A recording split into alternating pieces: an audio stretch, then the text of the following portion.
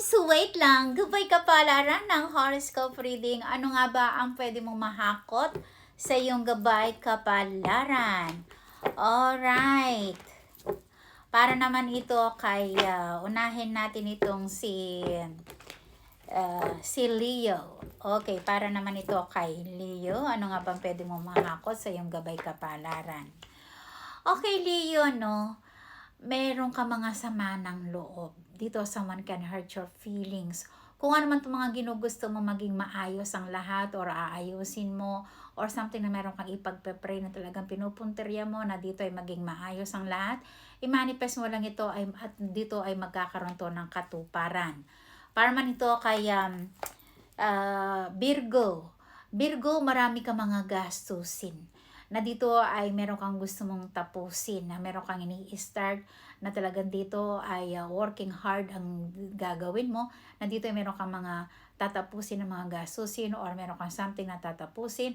Kung ano man itong mga plano mo, ang sabi ng baraha mo, hawak mo, gawin mo lang yan yung mga plano mo dahil ang lahat ng mga pinaplano mo ay magkakaroon to ng katuparan or hawak mo ang matinding marvelous journey ng iyong katagumpayan.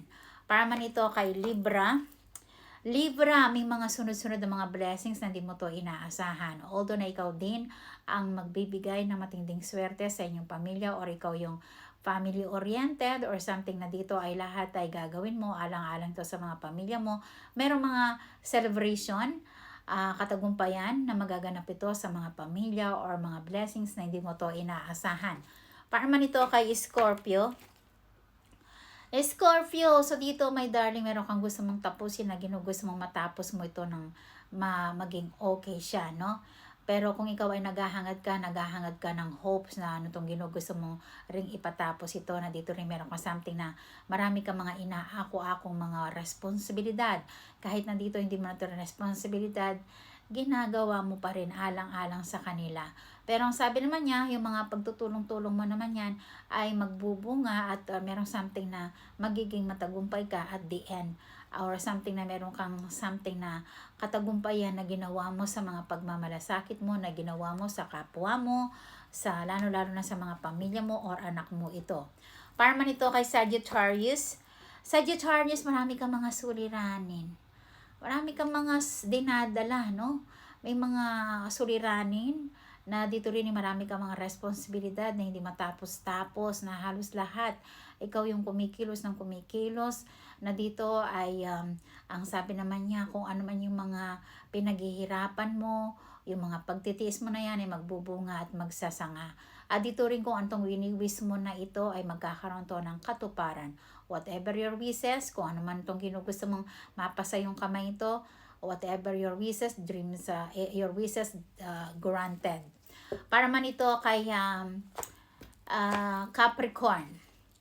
Capricorn, marami ka mga iniisip, my darling. You are out of peace of mind or nawawalan ka ng wisdom or nawawalan ka ng peace of mind. Na dito rin mag-ingat-ingat ka sa iyong kalusugan. May possibility na meron kang idadaing or sakit ito na pwedeng pagkakagastosan sa ito or sa pamilya ito or something na marami ka mga iniisip, na dito rin meron nagpapasakit ng ulo sa iyo, na lalaki to, sa relationship ito, or sa mga anak mo to, or meron ka something na pinagwo-worry to about members of the family, or something sa ka-relationship mo to. Pero ang sabi naman niya, huwag ka daw mag-alala, kaya mo yan, at maging positive ka rin, na dito rin ay may mga hindi mo inaasahan na balita na pwedeng ikatuwa mo or opportunity to, na pwedeng magkaroon ka pa ng chances na ikaw ay makapag-survive sa anumang mga ginugusto mong maisulong ito or sa inihintay mong hopes na ito. Okay, yun lang muna ang nagbabagang balita ng inyong gabay kapalaran. Muli si Lady Diyosa ng kagandahan ng nag-uulat. Thank you sa panonood. Hanggang sa muli. Goodbye!